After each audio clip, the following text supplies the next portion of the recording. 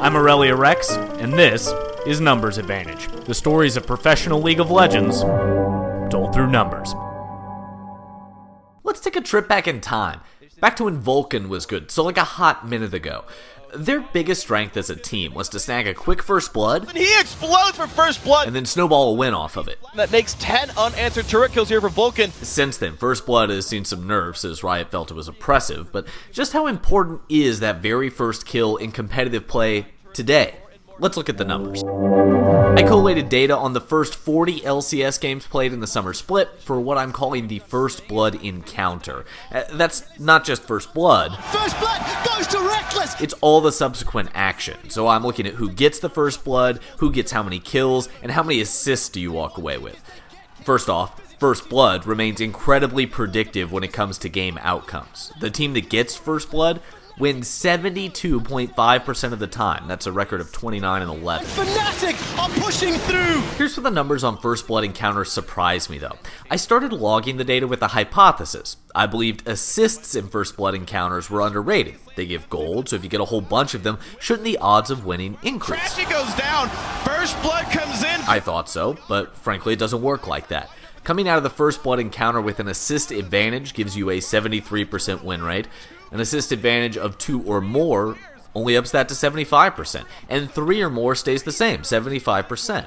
So the definitive factor remains securing first blood itself.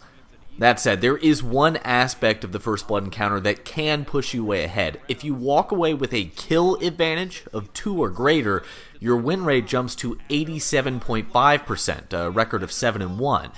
And frankly, that one that went the other way was TDK subs being unable to finish enemy. Gets the first blood now, Latman doing what damage he can, back on a body drop, they will get the double kill, both going to Kez. So if I'm an LCS team, I'm looking to plot my early game around starting with a double kill. A 4-man dive on a 2-man lane seems like an incredibly efficient way to lock down a game early. If you're not TDK subs, that is. Finally the game comes through for Enemy Esports. With all this said, I have a debate for you, loyal commenters of Reddit and YouTube. Niels is on the board once again for Origin. Is First Blood too strong?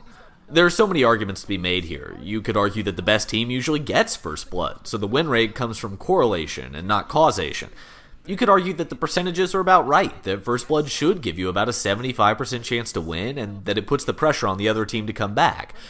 Or perhaps First Blood is a bit overpowered, and teams are now efficient enough that the gold advantage just converts into wins. Maybe it makes competitive League less exciting, that 3 out of 4 times, you can predict games that average out to 37 minutes after an encounter that typically happens in the first 10. Just remember, if you start a fight in the comments, be sure to finish it. That might be the kills they needed to win the game. If you want more League content focused on statistics and the stories they tell, I can do that. 2 clicks, a like, and a subscribe will get you what you're looking for. I'm Aurelia Rex with the Numbers Advantage.